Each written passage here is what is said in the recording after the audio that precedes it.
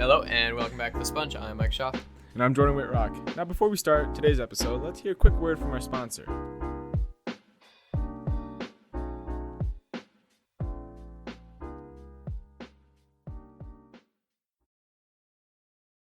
If you haven't heard about Anchor, it's the easiest way to make a podcast. It's free. There's creation tools that will allow you to record and edit your podcast right from your phone or computer. Also, Anchor will distribute your podcast for you, so it can be heard on Spotify, Apple Podcast, and many more. You can also make money from your podcast with no minimum listenership. It's everything you need to make a podcast in one place. Download the free Anchor app or go to anchor.fm to get started. Thank you. Thanks for listening to that ad for us. Let's get straight into it. So there's been a lot of big updates with the coronavirus recently. Starting off with the fact that it's now labeled a pandemic. And this is pretty big. It's now starting to spread through the U.S. quite a bit. And people are starting to, kind of freak out and, go towards like a state of anarchy. Yeah, there's definitely a lot of panic going around throughout the country, which is very unfortunate. And I think that has to do with our leadership at the time when we had a chance to stop the spread, or get ahead of it. At least we were told that it wasn't a problem and that the 15 cases that were in the United States were solved. And I think now that we are seeing that it's almost being uncontrollable at this time, I think a lot of people are scared. Yeah, and the big issue with this virus is that the symptoms don't really present itself until like 14 days after. So you can get it and be a carrier for I think it's roughly 2 weeks. And in those 2 weeks, you can give it to other people. So unless you're tested or catch the early on symptoms, it's really hard to know that you have it. So I think the big issue there was that we knew of some of the cases that came in, but then there were cases here and there from someone who maybe literally could have just brushed into somebody that had it, and they didn't know that they needed to be quarantined because 2 weeks later they just felt sick. But within those 2 weeks, they were spreading it unknowingly. Well, also at this time we are really far behind what level we should be with the medical side, whether we find the vaccine, And so the cases that we have now that are finalized saying yes, we have this amount of cases, we have not tested a fraction of what we should be at this moment. So there could be so many more people that have it that we just don't have a clue. Yeah. I heard a story about at the beginning of this, the CDC were the only people who were able to give out the test for it. There was 3 different steps that only the CDC could do. And now I think within the last couple weeks, they've now transitioned it. So now a normal hospital is able to do that. And I think they got rid of one of the steps, which was unneeded because you can now tell within the first 2 steps that they take. Another thing with that is that cost is becoming a big issue too, because just to get the test costs money. Well, in Australia, they have thousands of opportunities that you can get tested, without throughout their province or whatever you want to call it.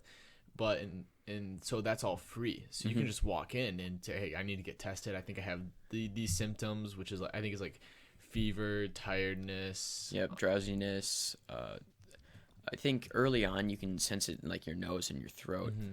I think they can say nausea, but I don't know. So it's almost a lot like the flu. Just it presents itself in a little different way and is a little more deadly in the is flu elderly. Bacteria? Or no? Is that considered a virus? I think it's a virus. Oh, okay. Because the flu shot that you get is a little bit of what they think the flu will be because it evolves every year. No, but that was a good point with Australia having the free tests.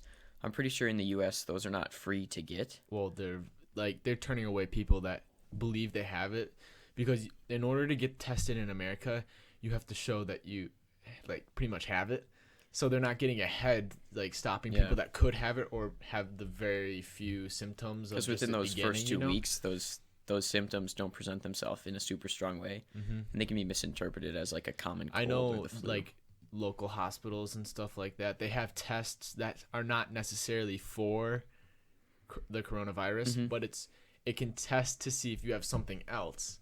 So it says okay, you're sick, but if it but it tells you like you're sick with this and this. But if it doesn't tell you you're sick with that, but you're still Yeah. sick, then they say, okay, then you have to have symptoms of the coronavirus, and that's how their local hospitals are really cracking down on like local areas, I guess, because the tests aren't out in those areas yet.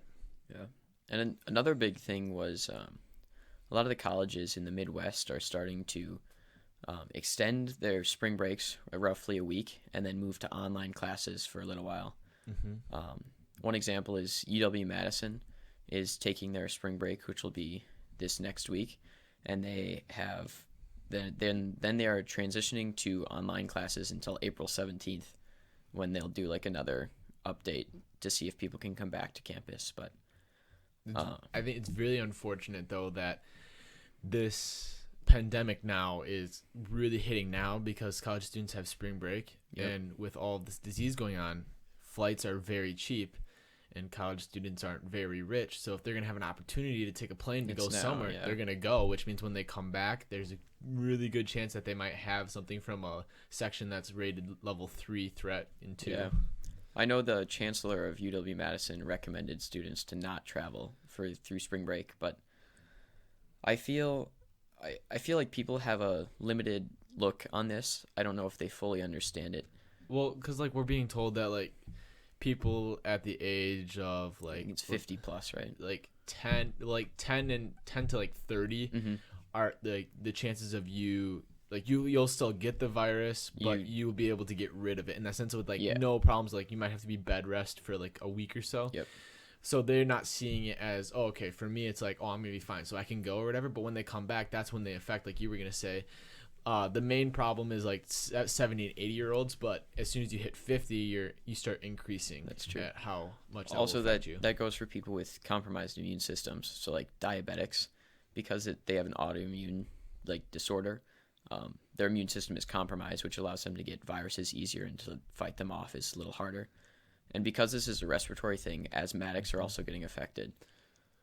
Also, I think it'll be curious to see if, not that it's going to change anything, but with the big problem with like smoking and vaping and how that's evolved into part of our That's like a good point. that deteriorates your lungs. And I'm not saying that if you were doing that, it's necessarily it's going to gonna kill you, increase it, but or- it's just going to increase it slightly so maybe you'll have it That's- longer and it'll be harder to get rid of it. That's really true. You can definitely, I'm sure we'll definitely see some sort of correlation between lifetime smokers and the coronavirus. Even people that are overweight, That's true. because that's hard on your body. And when you're fighting to not stay alive, but lead a healthier life where you can continue each day, it gets tough. Your organs are working a little harder, especially like in obesity, because there's just so much more that they have to do than they normally would have to in like a normal weight range. But no, it'll definitely be interesting to see the outcome. Hopefully it presents itself as not too many deaths. Yeah, and it's interesting to see also how other countries are reacting to this. So Italy closed everything down. So I'm not sure if you can get out still if you're like an American or something like that, but I know they're shutting pretty much everything down. And so they're recommending countries like the United States, who haven't been fully affected to the point where we can't come back. Because right now, one of the leading experts in these types of pandemics / diseases said that there'll be like pretty much half of our country will be affected by this virus. And so I mean, like, not everyone's going to die who has the virus, but if we could get ahead of that before that happens, we could stop that spread or at least slow it down till we can get a... I know that recently President Trump has put a travel ban on Europe. So any European citizen that was trying to travel, starting Friday March 13th, will not be able to travel to the U.S. or travel back to Europe. Well, but the American citizens are allowed to come back. But they're not recommending American citizens to go over. I know the only country that Trump did not put the ban on was the UK, but they have the most cases in Europe for the coronavirus, which I thought was interesting. So I don't know if there's something behind the scenes. I know there's a lot of, news that's not true that Trump would call fake news. is saying that he's got like courses in Scotland, and so he wants to keep them open for business. But I don't think that's true. So I think that's definitely something we'll have to look into more. But I know a lot of the UK like scientists, they're trying to find a cure. So if you really want to be a help, you could, kind of almost sell your life for $8,000 to go Yeah, I heard help about find that. the cure, I guess. But They'll infect you with the virus to help find a vaccination. That's the word. so if you think your life's only worth $8,000, then you have an opportunity, I guess. Another interesting thing is students of high schools are wondering where their future is going. I know Washington, which has been hit hard, they've had schools closed down for 2 weeks, or I think 2 weeks roughly has been the time for them to like detox the school and make sure students are staying safe. And I think they're moving to online classes. I think a lot of students are thinking that this will happen in their school because of the way colleges are reacting. But I know that colleges their big thought is that they have a lot of international students who would travel home over spring break, and people who travel over spring break. And I think high schools are also, they're looking into that a little bit, but it's definitely a little less of a threat at a high school than it would be at a college. But I think there's definitely a chance of spring break extensions or some possible online classwork in the upcoming weeks. What's tough with school districts, like from pre-K to 12th, is that their parents will have to put a hold on their job to stay home with them if the spring breaks continue, and that will put a lot of stress money-wise. That's very true. And like a lot of businesses are contacting school districts and asking them like, hey, when are you thinking of closing, because you're going to be taking our workers, and because obviously the kids can't stay home by themselves. I think another issue that high schools and pre through 12 is Wi-Fi access as well, because not every student has access to Wi-Fi, and online work requires internet access. This will definitely be, I feel like it'll be really interesting to see what the school districts do. It'll definitely be super valuable for the school districts themselves, because we've never had to do this. Well, also they don't want to rush into something too. If it were to be better in so long time, they don't want to say like, oh, okay, we got to shut down schools because that's going to put everyone into a panic. That's true. Because there's already been stores are selling out of hitting hard, cleaning products and toilet paper. Yeah. But I think this is definitely going to be a good experience for not only colleges and schools, but communities to put in place policies. Well, countries, yeah. Like if you like centralized countries that have more of, not like, I guess, a dictator in that sense, but where like it's just controlled by a smaller portion of people. Those countries are the ones that are like the most successful right now, because they're able to get things done, put money towards where it's supposed to go. But like United States is so vast, and we have to go through so many. You have to go through so many rules. steps. Yeah, and so it just is going to take longer. So the fact that we haven't had the ability to get a head start, it's going to be putting a lot of strain, I guess, on trying to meet that deadline. Also, with the sports aspect of this virus, we will have to figure out what we're doing for this year and next year and years after that, because I know for a fact that the NBA officially shut down their games and stuff. They were going to move to having no fans there. Yep. But after, I think it was the Utah Jazz Correct, in Oklahoma, we're going to have their game. And one of the players, Rudy Gobert, tested positive for corona, so they had to shut down the stadium and move everything. So then the NBA shut down their doors, or shut down all games and stuff, so they put that on a suspension. I know that's also happening in the NHL. Major League Baseball has postponed their season start as well. Spring training has been canceled for most teams, or suspended at least. Well, in the NCAA, did I say it wrong? No. Oh. I normally say it NCAA, not NCAA. Oh, okay. I don't know. You looked at me funny, and I was just like, okay. I had to process. Okay. No, anyway, but they were the first ones to come out sports-wise saying, hey, like, we're gonna have no fans at it, which is devastating to those cities. Yeah. That's a big economic boom. Also, fans truly do change the game to the point where that number one seed would probably have taken it all because they are the best skilled.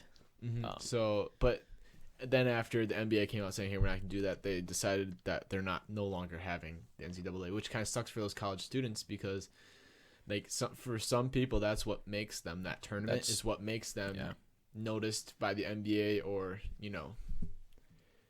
It's again, this is definitely an interesting experience because at least in my lifetime, we have never dealt with a pandemic ever. Well, we've never had a real crisis because again, like the stock market is taking such a big hit every day.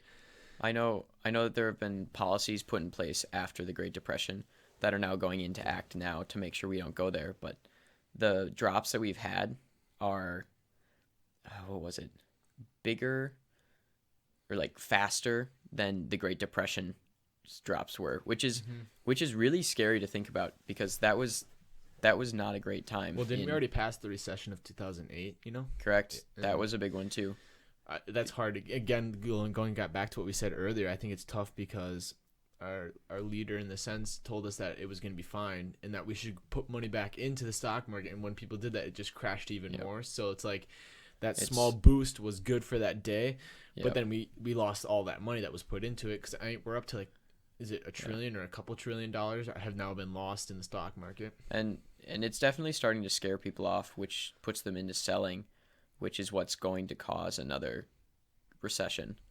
But I guess what that means is like people that have money when this all goes away should definitely invest because everything will be lower, But no, definitely scary to think about money wise, financially. I know I'm sure cleaning product businesses and toilet paper and paper towel and businesses like that are probably making quite a bit of money. Yeah, and like for stores, they're already limiting people to one thing. Yeah. I know. Whatever. For example, there was a place in Colorado where it's just like a valley that had like 3 or 4 towns in it, and there came like to the surface that there was one person who was infected with it, and immediately within the next 3 days, they were sold out of all toilet paper in the valley. Like that, it's insane how fast people are to. I don't know. I guess it's kind of a conclusion that like, oh crap, we're gonna be in our house. There's videos of people fighting over toilet paper. Like you'll see when there's a natural disaster or something, they're fighting over water or food. But it's like people are fighting over toilet paper. It's like that's not a necessity. That's a luxury that we have in this first world country. There's third world countries that don't have toilet paper and they just work with what they got. And yeah, no, it's definitely scary. Like I would like toilet paper. And because people are, buying out stores literally within a day of their stock of toilet paper, like, I don't know. For like entertainment purpose though, like they're like all the late night shows and stuff, they have to be starting to go with no audience. I know Wheel of Fortune and Deal with No Deal have no audience. They're gonna keep taping though, but they're gonna have no audience. So that would be a different show in that sense, I guess. And news came out that Tom Hanks and his wife both have the coronavirus after shooting for a movie in Australia. And he kind of released a statement of the symptoms that he felt, which I think is actually a really good thing. I think it's good for people to hear a firsthand account of what it feels like. Well, in the sense too, he didn't think he actually had it. He just didn't feel that good, And they both, and I think too, it helped them realize that they might have something is that they both were feeling the same way. Yeah. Instead of like, No, but it was definitely good. I think it's good for people to hear a predominant figure in something, give them, kind of a statement of what this disease is like and how he noticed it. I feel like people can definitely benefit from that by being able to recognize their symptoms on their own, which could lead them to go get a test for it. How do you think movie theaters will be? I'm thinking when you think of movies coming out, they put into the box office and then that's where they make a lot of their money, and then when it comes on DVD, that's when people who didn't go to the theaters start watching it, they're gonna lose a lot of people. I not only people, they're gonna lose a lot of money. Economically, this is going to take a big hit. Any public place is going to be limited because I think the standard Like if I were to go to a place, I would want to know that, after every single time someone sit down, like let's say for a restaurant, that they've taken a Lysol wipe and wiped every single surface, because like myself personally, I have a compromised immune system being a diabetic, and like this is not something I'd like to get. Another thought with the Democratic debate, like because I think we all know who's gonna win the Republican nominee. Yeah, So for the Democratic primaries, how do you think that's gonna affect polling? Because like you don't want to be caught in public spaces, and so I honestly think that we are gonna lose a large part of voters. I think we're definitely going to lose a large part of the older voters, but I'm sure they're going to implement electronic voting. I know that they've done that in some primaries before. Well, I think they implemented it in Iowa as well, where they've done some like trials, and it has been working out. But the thing is, like, you can't do that overnight, you know? Like, That's true. So I think if your state hasn't done something, like, at this point, you can't change it. It's just how it's going to be. But I do know in states on the West Coast, they do have like mailing that you can mail in, but Wisconsin for sure doesn't have that. Yeah. I think the technology is definitely there. We just haven't used it. Well, we haven't had a reason to. That's true. And also I know with that technology comes concerns of like hacking and, stuff like that, but Okay, I know this is kind of off topic, but I was watching a documentary the other night about like Jeff Bezos and Amazon. Okay, you know how they have, like people can get the video cams for outside their door to see if anyone steals your packages or something. The ring doorbells. So then they added another one that's like in your house. Mm-hmm. Hackers were able to hack that and use the mic on it and talk to the people within it and see like what's going on in those rooms. So like there was this one video of this little girl, she was playing with her doll, and like a guy he was talking, he's like, "How's it going though?" Like little girl and stuff like that.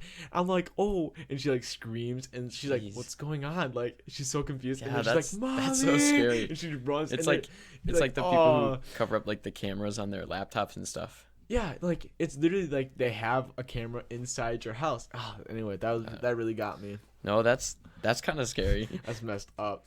To just think that someone could watch you, because like if they wouldn't have said anything, like the people in the house wouldn't have known that okay, we've been hacked.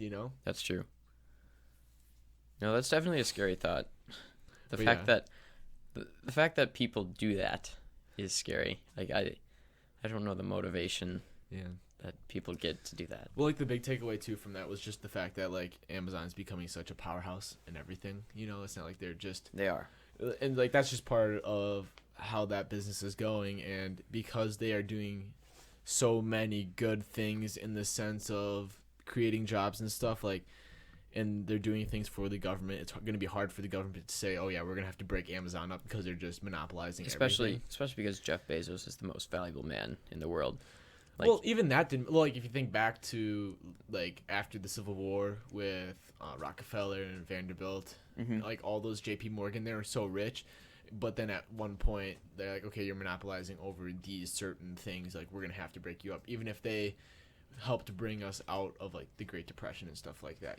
See, I think the only thing that he has on that is he isn't one industry.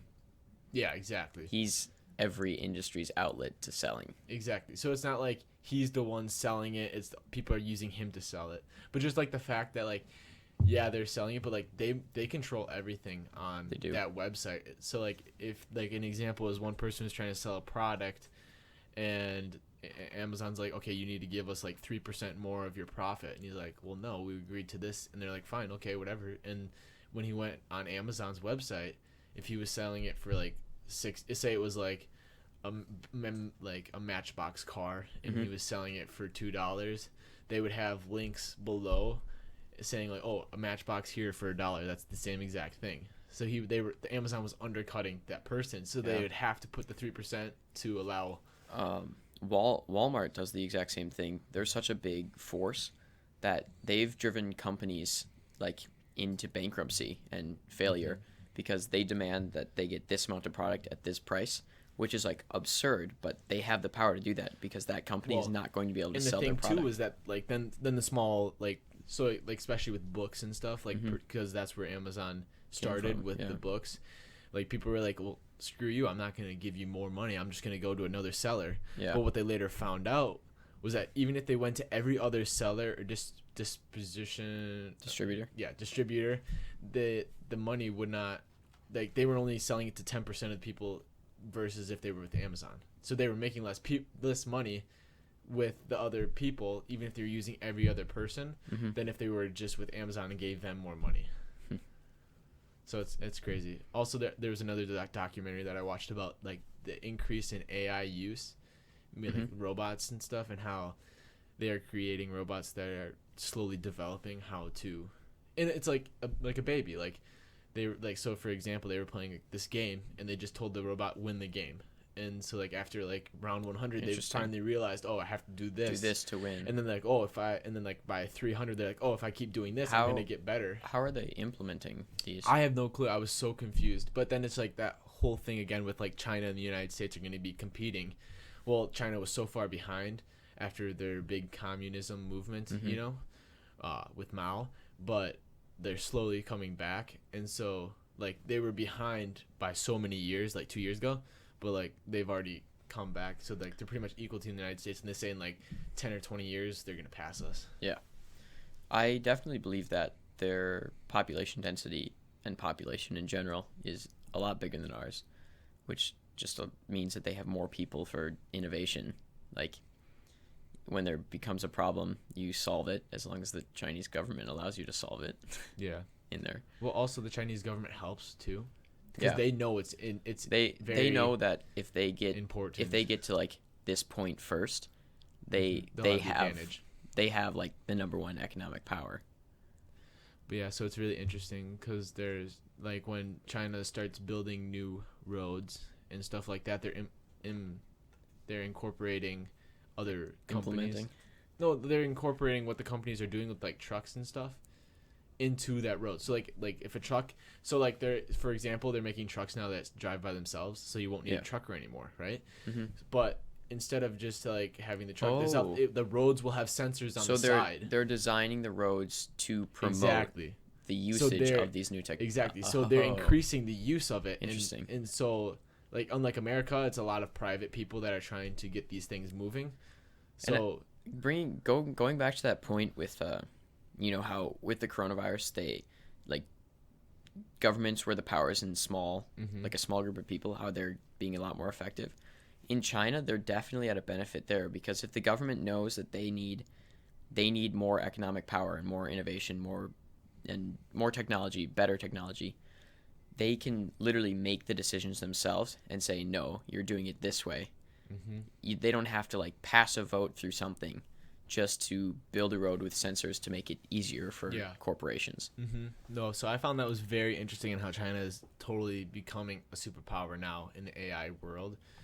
But my other thought was, so with the going back to the coronavirus to link these two things together, like factories, you know how they're starting to go to AI, so people are losing their jobs. But that won't, like, say a company was all AI, right? With this coronavirus, that wouldn't affect them. Correct. So that means all the products would still be able to be sold. That's a good point. Granted, no one would have money, though, to buy the products. But, like, I wonder if that would... So, like, people are freaking out right now. Like, oh, there's not going to be toilet paper, for example, in the store. But if you had a company that was all AI that was making the toilet paper, they would still be able to package and ship it everywhere and not have to worry about no one being able to come into work because they have the sickness. I heard a story that kind of relates to that.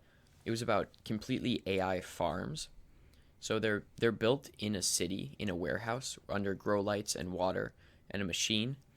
And the machine does everything from watering to checking humidity to controlling light and levels that they can completely create, you know, quote unquote organic, like farming, completely AI driven in a city, which isn't even manned by a person.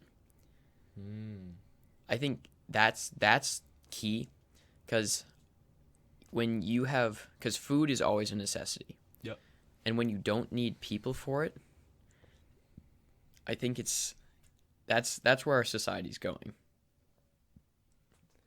I mean, as much as it's tough because I feel like China does not care necessarily about, and like they care about their people, but it's not like oh, okay, we need to make sure this is happening. Like That's they're true. looking out for the betterment of the country. They're looking Whether out that for means that helps their this economy. percentage or this percentage or this percentage, Yeah. you know?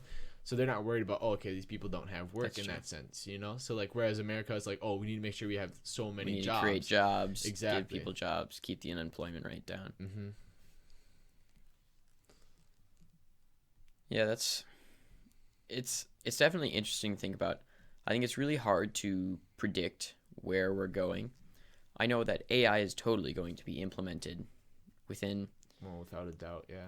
like the next 5 years. The amount of AI used in industries and factories Do you is think, going to be so much. so I wonder, so obviously when they create or use AI, does that use, like, how does that work? Is that powered or is that used with like gas or So- coal? It's all electricity based, which of course electricity is either nuclear, coal, natural gas, natural like wind or waves Okay, or so stuff that, like that. that goes to my point. So if we do go more AI, will that hurt the environment?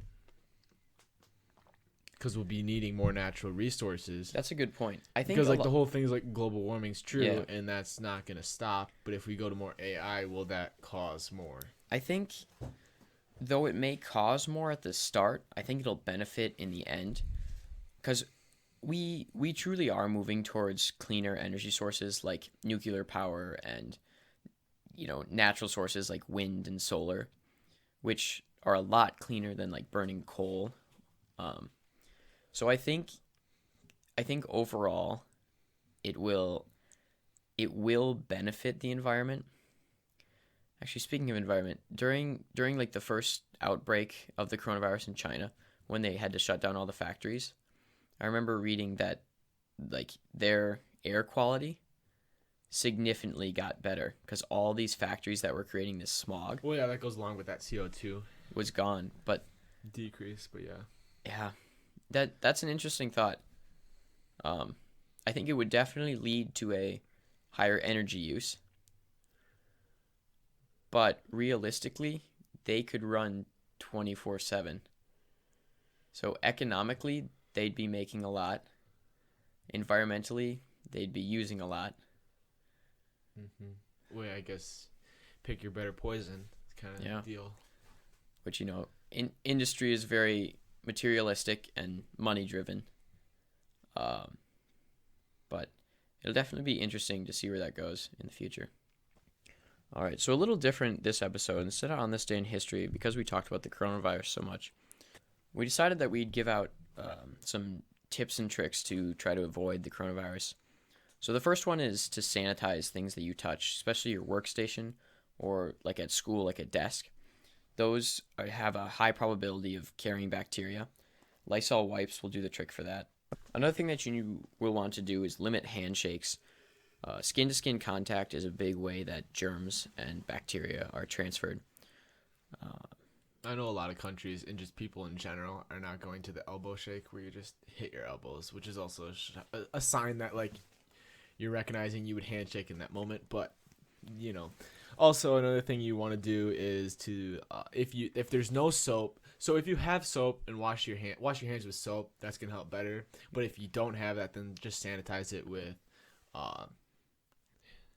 Another thing that you should do is make sure to avoid contact with your face. Before you eat, make sure you wash your hands. Avoid touching your eyes, nose, eyes, mouth. Those are the big ones. Wait, you really so just got to be you're careful. saying that I should have washed my hands before I ate that French fry just now?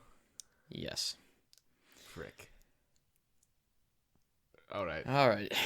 Well, then the last one would be to clean your phone. Yes, your phone.